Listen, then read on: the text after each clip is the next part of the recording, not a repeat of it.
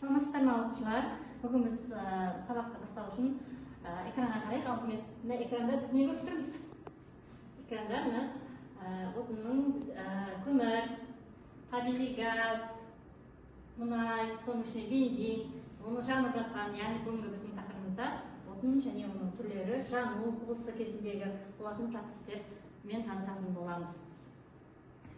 Яғни бүгінгі біздің тақырыбымыз отынның жануы және энергияның бөлінуі. Енді бізде отынның бірнеше түрлері бар, өздерің білесіңдер оқушылар, қатты және сұйық газ деген үш түрі бар. Мына жерде қарап отырсақ, отынның бірнеше түрлері берілген, соның ішінде мысалы газ күйіндегі бізде қазіргі пайдаланылып жатқан табиғи газ түрі бар, пропан газы, сұйыққа солярка, мұнай, әртүрлі керосин, бензин, газойл деген түрлері бар. Ал қатты отынға көмір, ағаш, торф, көмірдің әр түрлері берілген. Яғни бізде көмірдің негізі үш түрі болады екен. Агрегаттық күйіне байланысты қатты, сұйық, газ күйінде. Ал шығу тегіне байланысты табиғи және жасанды болып бөлінеді. Табиғи отынға мысалы бізде не жатады балалар? Көмір, ағаш, сексеуіл, жыңғыл деген сияқты барлығы бұлар табиғи отынға жатады. Ал жасанды деп тұрғанымыз бұлар мұнайдың түрлері, жаңа айтылған бензин, керосин, солярка дегендер, табиғи газ, бұлар жасанды жолмен өңделеді, сондықтан бұлар табиғи жасанды газға жатады екен. Енді оқушылар, бүгін бізде тақырыбымызда отын, оның жануы. Енді біз жану құбылысын зерттеу үшін мынандай тәжірибе жасайық. Қазір біз бірінші қағазды жағып көрейік.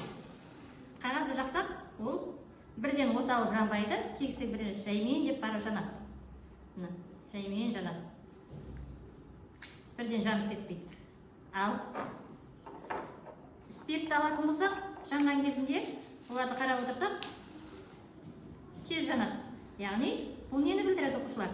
Яғни, әрбір газдың өзінің тұтану температурасы болады екен.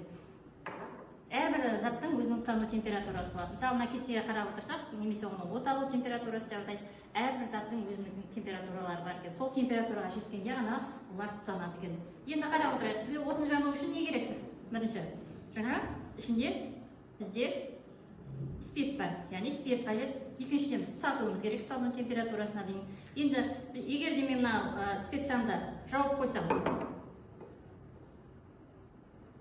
ақырындап сөніп қалады. Себебі бұның ішіндегі жануға қажетті оттегі таусылып қалды. Сондықтан да ол сөнді. Демек біздің отын жану үшін бірінші оттегі қажет екен, тұтану температурасына дейін қыздыруымыз керек екен, және отын қажет екен. Енді осы мынау стаканды қарап отырсақ, іші буланып кетті. Демек, сап жанған кезінде оның ішінде су бөлінеді екен, және көмірқышқыл газы бөлінеді. Мынаның ішін қарап тұрсақ, қоңыр түсті дақ пайда болды. Яғни бізді күйеленді, себебі бұның ішінде көмірқышқыл газы бар екендігін көруге болады екен. Яғни заттар толық жанатын болса, көмірқышқыл газы бөлінеді, ал шала жанатын болса, иіс газы бөлінеді екен. Оның нәтижеге рецептіндегі жазып көрейік. Бірінші, көміртек. Мысалы, көмір жанғанда көмірқышқыл газы бөлінеді. Ал егер ол шала жанатын болса, оттегі жеткіліксіз болса, онда иіс газы бөлінеді екен. Реакцияны теңестіреміз. Иіс газы деп аталады. SO2 деген көмірқышқыл газы.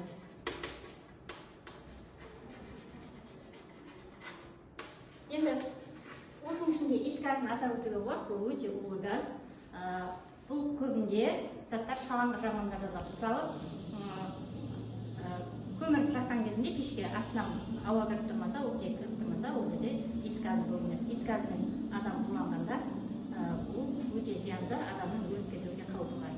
Мына жерде бізде кестелеген жану жылуы қолданылатын жалпы отын түрлерімен қарап отырсақ, әрқайсысының өзінің жану жылуы берілген. Соның ішінде ең көп бізде жылу беретін табиғи газдың үстінен сұйықтатылған газ деп аталады. Ол 46 мың килоджоуль жылу бөлінеді екен. Жану жылуы дегеніміз бұл осы отынның 1 килограммын немесе 1 метр кубі отын жанғанда бөлінетін жылу мөлшерін айтамыз. Ең көбі, ал бізде көбінде табиғи газды қолданамыз. Оның бізде жану жылуы 35.586 килоджоуль. Енді табиғи газды біз қолданатын себебіміз бұл экологиялық таза, ауаға көмірқышқыл газының мөлшері аз шығады, сондықтан ол тиімді отын болып табылады. Осыған дейін мысалы біз көмір жағып бердік, ағаш, көмір, қоңыр көмір жағып бердік. Енді қарасақ, ағашта бізде 13.440 килоджоуль жылу бөлінген. Яғни ол табиғи газға қарағанда 2,5 есе аз жылу мөлшерде береді деген сөз. Бірақ оның ауаға шығаратын көміршыл газының немесе оның құрамындағы газдардың мөлшері өте көп. Егер де ауаға әртүрлі улы газдар жиналатын болса, ол кезде бізде парниктік эффекті, яғни жылыжай эффектісі пайда болады екен. Жылыжай эффектісі бұл ауаға әртүрлі газдар жиналады, соның әсерінен күннен түсетін ультрафиолет сәулелердің мөлшерінің азаюына алып келеді екен. Енді оқушылар қазір бізде сабақ түсінікті болса, мына жерде бізде EducaPlay жаңағы сілтемесі арқылы біз ойын көрейік. Яғни бүгінгі тақырып бойынша бірнеше сұрақтар берілген, сол сұрақтарға жауап береміз. Начат басамыз. Осы жерде сұрақтар берілген.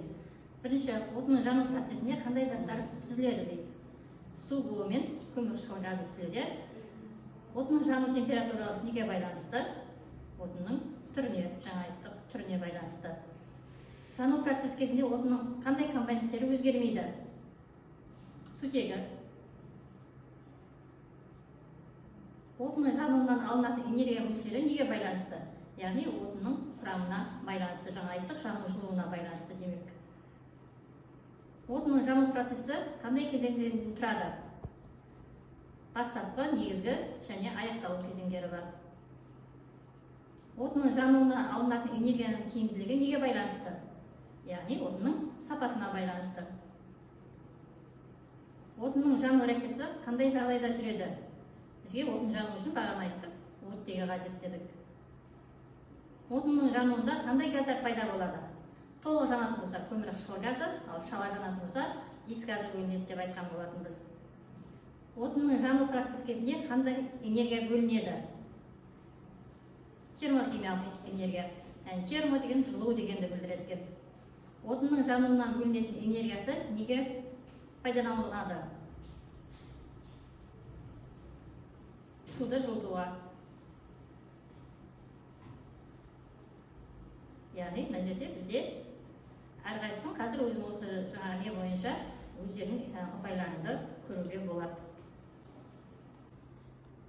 Оқушылар, енді қазір біз мынандай тапсырма орындаймыз.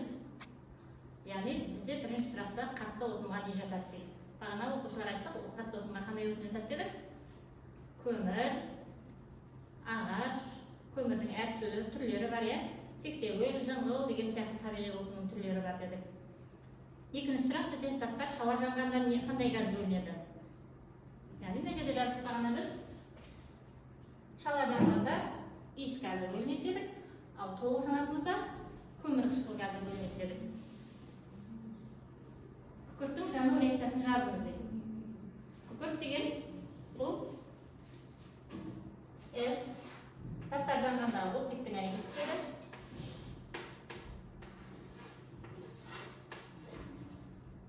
Күкірттің төрт оксиді алынады.